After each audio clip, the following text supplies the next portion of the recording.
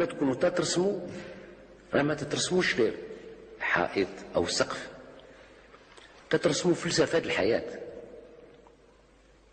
إما فردية لما تخدموا شخص، وإما جماعية لما تخدموا المدينة أو البلدية.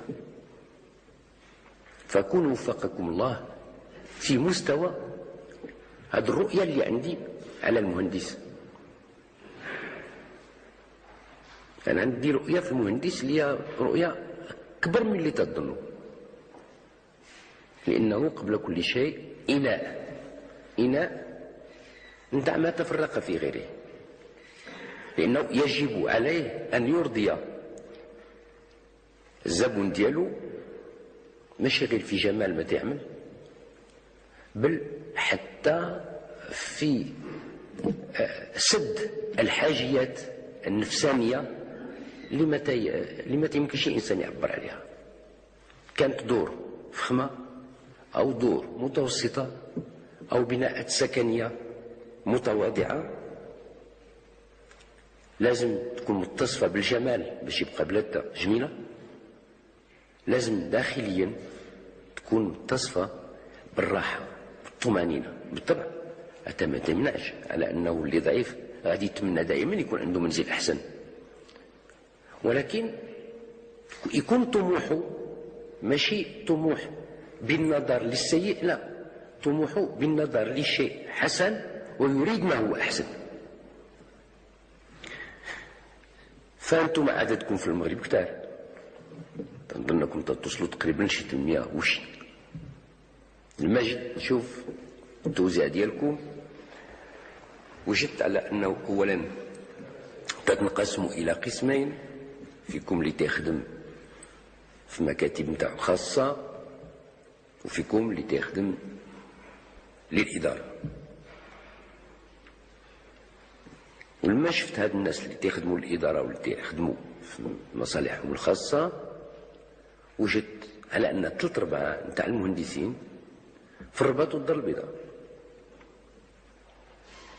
النتيجة أنك ماشي كلكم عندكم شغل مشتغلين، النتيجة أنه ما حتى واحد فيكم ما حس بالعبقرية المغربية اللي تطلع مع الأرض، اللي لاحيد الإنسان صباطو أو بلغتو تمشى شوية حفيان على الأرض، كاين واحد النوع د العبقرية تطلع من ديك الأرض واخا تكون غيس. عندي اليقين الجل فيكم ما عمرهم مشى للصفرو، حالته هذه أنا تنعقل الصفرو مدينة من أجمل ما يكون، أصبحت من أبشع ما يكون. خرجوا شوية، سيروا للقصابين اللي في الجنوب، سيروا للقصابين اللي في الجبال، شوفوا الألوان المختلفة نتاع أرضكم، نتاع جبالكم، نتاع سهولكم، حاولوا تبتكروا شي حاجة. فلهذا احنا قررنا أننا نرعاو الهيئة نتاعكم، وخصكم تكونوا الهيئة ديالكم. وراه كلفنا الأستاذ الربيع في مصلحة التشريع عندنا ماشي تذكر معكم فيما يخص القوانين اللي تمشي الهيئة نتاعكم، ولكن من جملة جوج ديال الأمور مهمة دخلنا على الهيئة نتاع المهندسين. الأولى أنه المهندس ما يمكن له يفتح مكتب نتاعو خاص حتى يكون دوز 2 مع مهندس اللي هو تخدم 2 أو 3 سنين. علاش؟ لأنه الطبيب ما ترجع الطبيب تكون مدة 7 سنين وتيفحص المريض، ماشي غير تيقرأ، تيفحص المريض قدام الأستاذ ديالو. المحامي ما تيفتح المحاماة تيكون خدم مع محامي معروف مدة 3 سنين أو 4 سنين. المهندس تيجي تيخرج في الجريدة فلان يسره أن يخبركم بأنه قد تخرج من مدرسة كذا كذا للمهندسين وأنه فاتح المكتب ديالو في المحل الفلاني. هذا شطط بالنسبة للحرف الأخرى، ومضر بكم لأنه كل واحد دخل شي مهنة لازم لازم يغلط، لازم يعمل غلطات. هذه حد فينا ما تيتزاد معلم. وهذيك المده اللي غادي تقضيو حدا المهندس اللي غادي يقضيو الجداد حدا المهندس الكبير القديم، تنظن غادي تكون له بمثابه حصيله اخرى اللي تعلمها عمليا زياده على الشيء اللي تعلمه نظريا. النقطه الثانيه اللي هي تنظن هي اسباب جميع هذا البلاء اللي تنشوفوه من البشاعه، هو انه في القانون القديم ما كان ملزوم بالتخطيط والتصميم والتوقيع نتاع مهندس الا في المدن وفي البلديات. اما القرى يمكن الانسان يبني كما اراد وكما بغى. علاش؟ تنظن على انه المشرع تعتقد بان الرجل اللي عايش في المدينه عنده الوسائل باش يمكن له يؤدي الثمن ديال المهندس، ربما الرجل اللي عايش في الباديه ما عندوش الوسائل باش يؤدي الاجره للمهندس. حتى دابا باش اولا نضمنوا السلامه السكان في البوادي وفي القرى، باش نضمنوا الجمال كذلك نتاع البناءات، كانت قيساريات ولا حوانت ولا اللي بغات تكون، وباش نلزموا الناس يدوزوا عند المهندس كيفما كان في البلديه وفي القرى. قررنا على اننا غادي نطبقوا على الهيئه ديالكم الشيء اللي تيطبق على المحامي. مثلا لما تعمل الانسان شي جريمه وتكون عنده شي مدافعه ولا وما عندوش باش يأدي ثمن المحامي، تعطى المحامي بطل.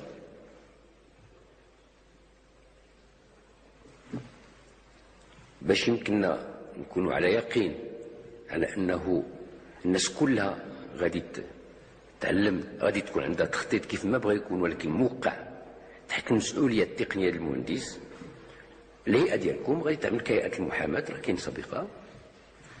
الناس عندنا في المغرب كاين فيهم اللي تيداوى باطل، كاين اللي تيداوى بالفلوس، كاين اللي تيدافعوا عليه الناس باطل، كاين اللي تيدفع فلوسه باش يدافعوا عليه. وكذلك الناس باش يسكنوا، كاين اللي غادي يسكن ويخلص المهندس، وكاين اللي ما عندوش ما غادي يخلصش المهندس، والهيئه ديال ذاك المهندس هي اللي غتكلف به. هذا قانون جديد دخلناه في المهنه ديالكم باش تكونوا حاضرين في جميع مراحل البناء. كانت قرى، كانت قيساريات، كانت بلديات كبيره ولا صغيره، المهندس يجب ان يكون مشرف على هذه الاشياء. النصيحه الثالثه اللي نعطيكم نظرا للشيء اللي قلت لكم في الاول على مهنه المهندس، باقي الوقت عند الجل فيكم صغار، كثيركم من المواليد نتاع الاربعينيات للفوق، 45 47 48، باقي عندكم الوقت باش يمكن لكم تعملوا تحويل حتى بداخل تكوينكم. الا بديتوا كلكم تتبنيو مكان اللي غادي يسطر الحدائق، ولا كلكم سطرتوا الحدائق بيزاجيست مكان اللي غادي يبني. والبناء كما قلت لكم ماشي اي محل حط فيه اي بناء. فالبلديات والبلديات راه كثيره، تقريبا 1000 اليوم، محتاجه للمهندسين. كاين بلديات اللي محتاجه ل3 4 المهندسين، كاين حتى ل10 اللي لقاو الشغل ديالهم باش يعملوا التخطيطات الاساسيه او تزيين الداخلي للبلديه. بحيث الشغل راه واخا نتوما كثار الشغل موجود.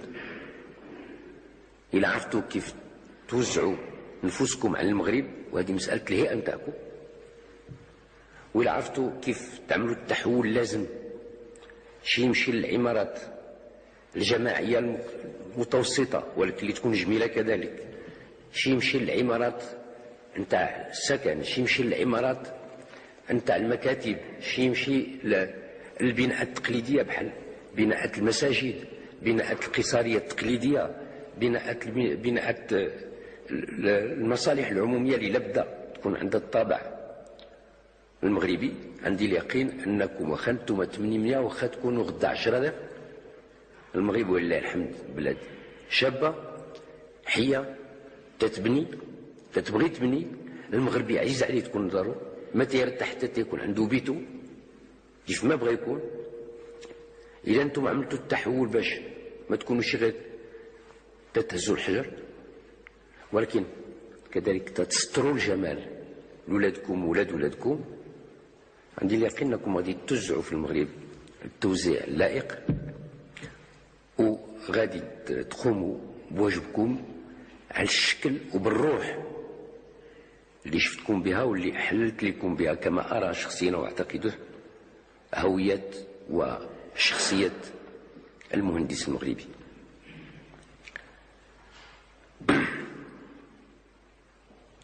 دابا الآن غادي تكونوا المكتب نتاعكم نتاع الهيئة ديال المهندسين. فبكل صراحة إلا جيتوا ما تنظرش أنكم بعدكم تتعرفوا بعضكم بزاف، لأنكم ما منظمينش، ماشي بحال الأطباء ولا الصيادلة ولا المحامي. فأنا الروح الديمقراطية تنقول بها دائما، لأن يد الله مع الجماعة.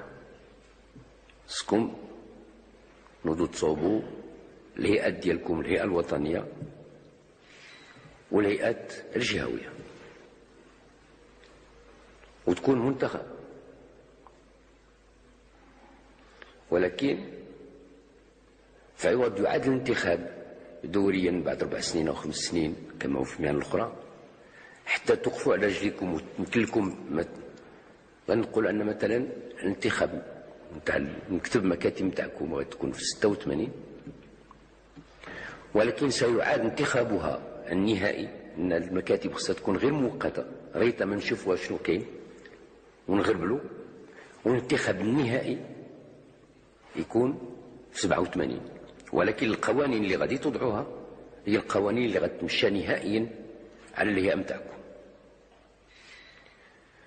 فأنا مستعد نشوف المكتب نتاعكم في الوقت اللي تكونه المكتب الوطني، كما أن المكاتب الجهوية غادي نزكي بالضغير ديالي وبالطبع ديالي، نزكي الشخص اللي كنت اختاريته وصوتوا عليه. أنا غادي غير نزكيه بحال المجالس البلدية، بحال المكاتب نتاع الأطباء. أنا تنزكي وتنبارك في اختيار الرعية. وأنا في انتظاركم إن شاء الله لما تكونوا صوبتوا الهيكل ديالكم، وكونوا على يقين ان لما يكون المكتب ديالكم جاهز او المكاتب الجهويه غادي يمكن لي إداك نتبع نشاطكم وانتم نيد نفوسكم. يمكن لكم تتصلوا بيا اكثر واسهل، لان يستحيل تنشوف تكتبوا عليا الناس في الخارج الحسن الباني، تنشوف تنظور عيني ذات اليمين ذات الشمال، تنشوف غير البشعه.